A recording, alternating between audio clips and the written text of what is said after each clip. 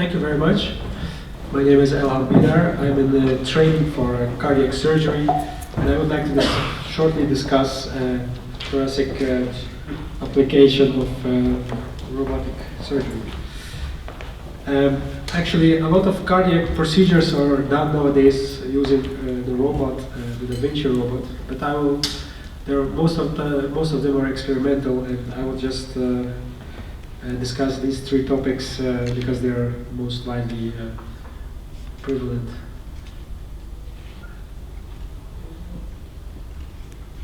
Okay. I like the other one.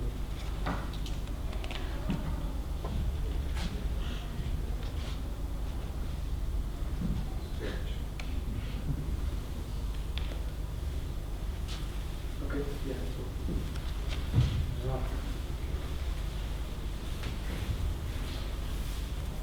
So there are in thoracic surgery there are actually three options, and the golden standard is still the thoracotomy, followed by FATS, video-assisted thoracic surgery, and nowadays there's also the option of robotic thoracic surgery. However, this is a very heterogeneous group because there are a large variety of techniques for the thoracotomy. You have a mini thoracotomy, rib spreading, without rib spreading, and then there is a lot of types of FATS surgeries, such as uniportal FATS, as we have discussed, and then the robotic surgery. And as I've learned until now, in fact, there are as many techniques as there are surgeons. So it's very difficult to do research in this area, putting all these different techniques together. So let's. What we know from experience in FATS is that minimal invasive thoracic surgery causes less postoperative pain, and therefore, when compared to open surgery, open thoracotomy, and therefore has shorter length of stay, shorter hospitalization, and better recovery, and actually also seems to have better survival in the long term. However, when we look at the procedures done worldwide, only 1/3 of the procedures are done in the FATS fashion in the US, and in the Netherlands it's only 20%, and all the rest is thoracotomy. And I think one important reason for that is that thoracotomy is the basic thoracic surgery, and if there is a chance of bleeding inside the thorax, the way to solve the solution is through thoracotomy, and every surgeon should be able to, should not stand in front of a bleeding patient and do his first thoracotomy at that moment. So it's important to be able to do that. When we compare robotic surgery to FATS, there are no randomized controlled trials, of course, because the robot is just in its, as I said, in its infancy, it's just starting.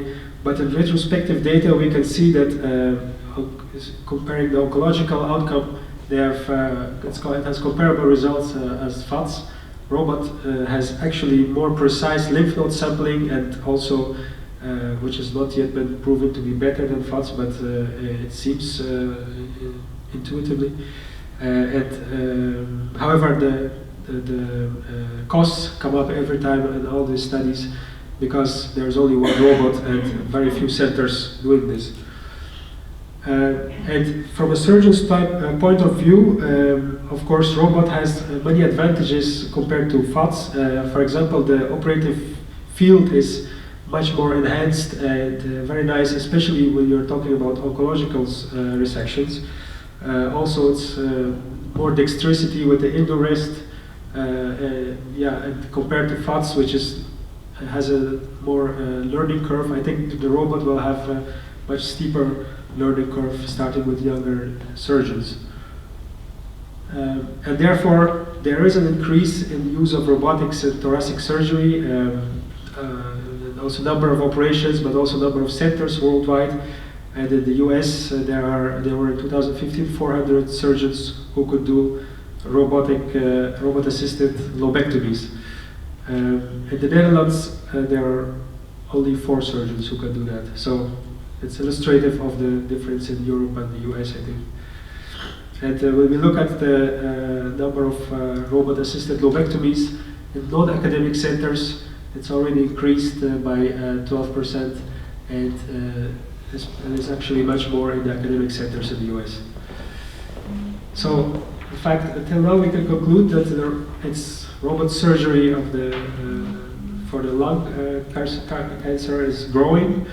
It has a better, more intuitive way of surgery for oncology.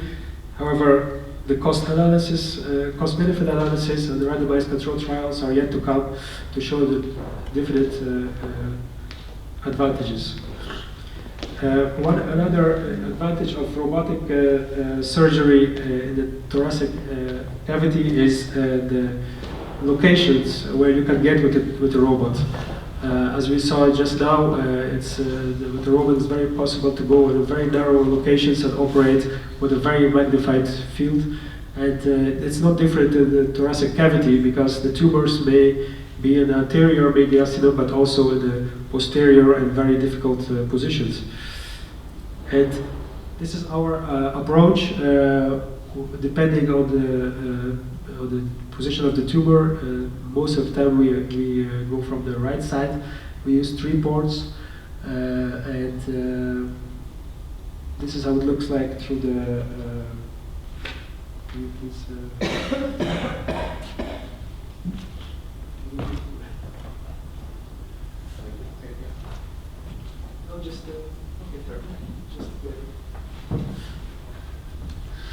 So this is a resection of thymoma on the beating heart. So as you can see, a main difference in thoracic cavity is that there is a moving target, the beating heart.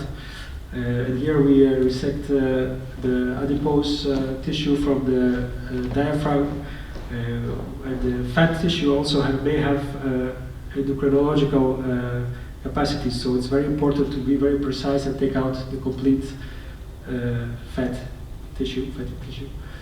And here you see we're operating on the right atrium. There's the superior caval vein, and here's the ascending aorta, which makes it very essential for the robot to operate very precisely, because bleeding in this area could be fatal in a couple of minutes. And also the entire fatty tissue. And here you see the left lung protruding. Here's the superior caval vein. On top of that, you will see later the phrenic nerve. It's going right here. So a lot of caution is required to dissect near the phrenic nerve, because you can get a diaphragm palsy. Also, the branches, small branches or medium branches are clipped, coming from the superior caval vein. And here is the innominate vein, which is called the Blue Lady, because it should be respected. It's a very dangerous area to, very prone to bleedings in that area. So just maybe you could forward to just to show you 1 minute. Yeah, here, yeah. So here you can see the tumor completely, almost completely resected on top of the heart. You can go to the next video, please. To the next dia. Yeah. Yeah. And now start, please. Now here. And this is just shortly to show how we take out the tumor. We use the right arm, right trocar, take out the right, introduce an endobag.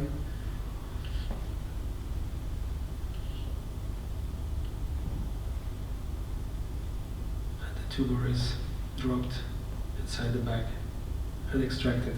And you can see here nicely the phrenic nerve going outside of the superior caval vein, and which is spared. Okay. Another surgery that we do with the robot is the epicardial AF ablation as a part of the program of hybrid AF ablation, which we will discuss in the cardio part later, I think, with Dr. Pizot. Now, I will shortly discuss this. You can press play, please.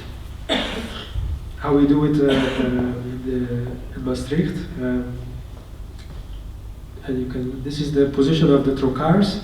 We use the utility arm for suction, and there's the robot. As you can see here, we're opening the pericardium on top of the phrenic nerve again, which is seen here, and the right atrium is protruding down.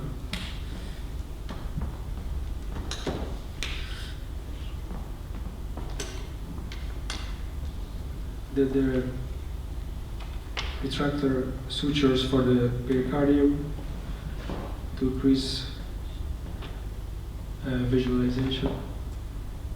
With the endo catcher, suture catcher, it is retracted outside the thorax.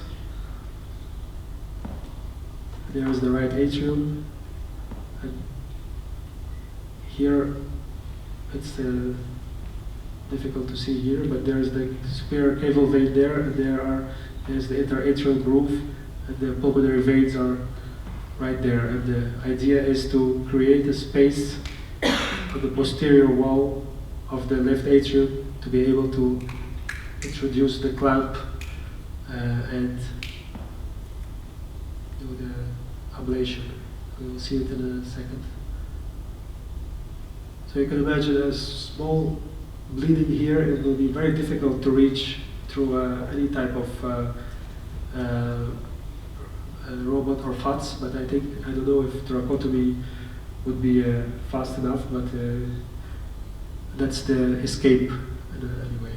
So there's the clamp introducer, and there we see still the right atrium caval vein, and there's the posterior wall of the left atrium, and you see the pulmonary veins are here.